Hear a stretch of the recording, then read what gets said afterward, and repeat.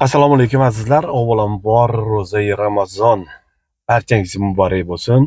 Bugun sizlarga gapirib beradigan ikkita xabarim bor. Bittasi xush xabar, ikkinchisi noxush xabar.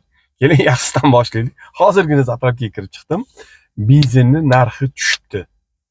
Shuncha odamni duolari o'tibdi-da, qarang. Men o'zi 2 kun bo'lgan ekan. Men 2 kun oldin benzin oldim. Mana hozir endi tushgandan keyin birinchi olishim.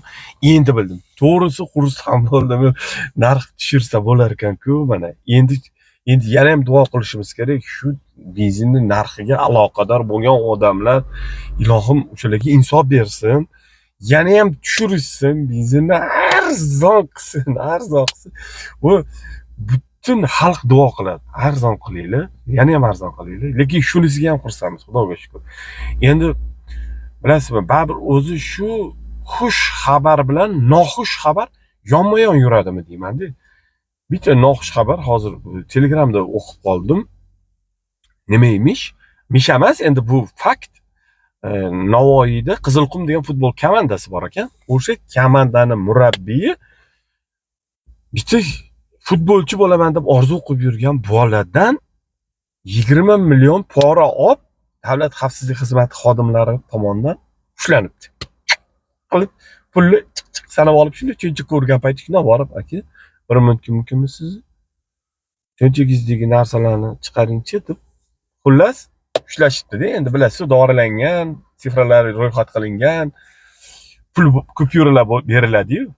Xullas ish qo'lga tushibdi, qo'lga tushibdi. Yaxshi ish bo'libdi-da. O'zi noxush xabar bo'lsa ham, lekin odamni xursand qiladigan ish bo'libdi. U o'zi mana futbolimiz ko'tarilib shu darajaga chiqdi, mana jahon chempionatiga chiqdi, to'g'rimi? Chiqdi. U qancha yillar davomida erishildi-da. Shu to'g'risini aytaman, haqiqiy talantlar hisobiga bu erishildi-da bu narsaga.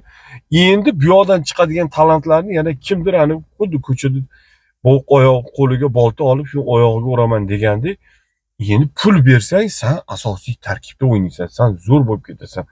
Sen baribir agar расход qilmasang, prihod bo'lmaydi uka deb ani boshini aylantirib, nimadirlar deb hozir menga uzatsang, keyin sen kelajakda ko'p pul topadigan futbolchi bo'lib ketasan, o'zing uchun o'zing harakat qilishing kerak. U yoq, bu yoq, xullas nimadirlar deb miyasini achitib pul berishga ko'ndirgan. Lekin u bola ham haqiqiy talantli bola ekan, futbolda emas, hayotda ham talant ekan. Shunga aqli farosati yetibdi-da.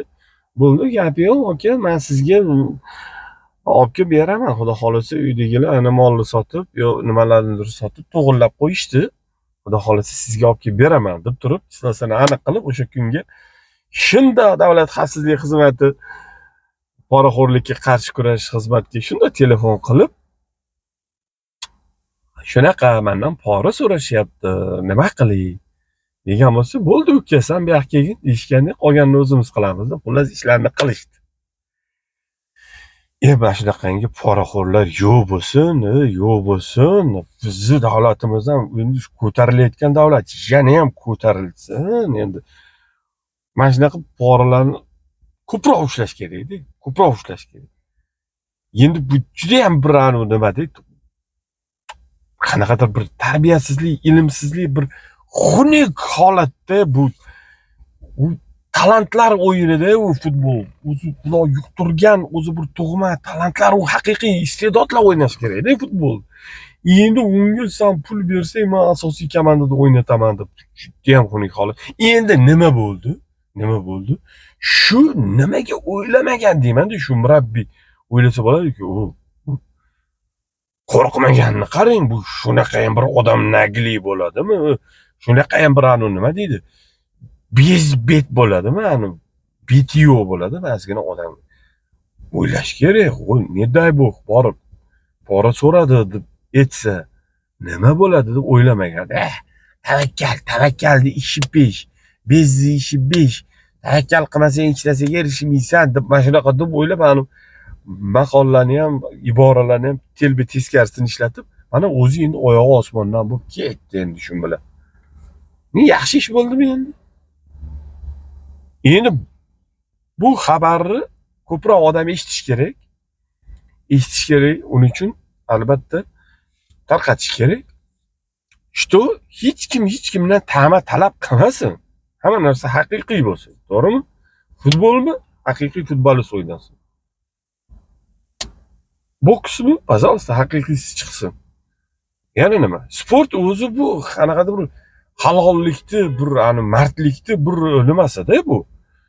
O'zida namoyon qiladigan sohada bu. Buni endi pora bilan qilaman desa, u nima bo'ladi? Hamma pul bergan, hamma shunaqa o'ylab qolmaydimi, misol uchun? Pul bergan komandaga kirar ekan, asosiy tarkibga kirar ekan, bo'lmasa zaxirada yuraverar ekan. Yo'q. Mana haqiqat bor. Bor, lekin bu haqiqatni yuzaga chiqarish qiyin-da, juda qiyin. Rosa ikkilanib bo'lsa ham borib shu pora so'raganda, mendan pora so'radi deb aytgan bo'lsa, juda to'g'ri ish qilibdi. Juda to'g'ri ish qilibdi. Ilohim mana shu poraxo'rlar teg tugi bilan yo'q bo'lib ketsin. Mana shu ro'za Ramazon oyida bir duo qilaylik.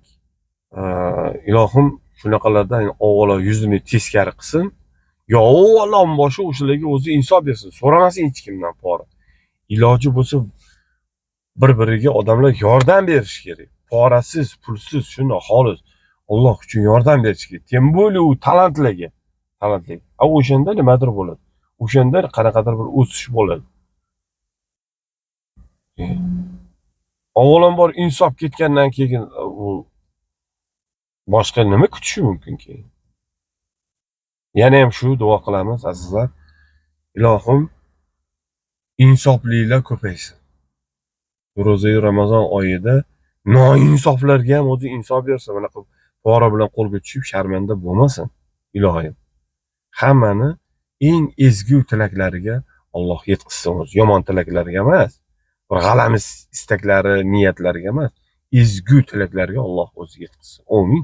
Allohu akbar.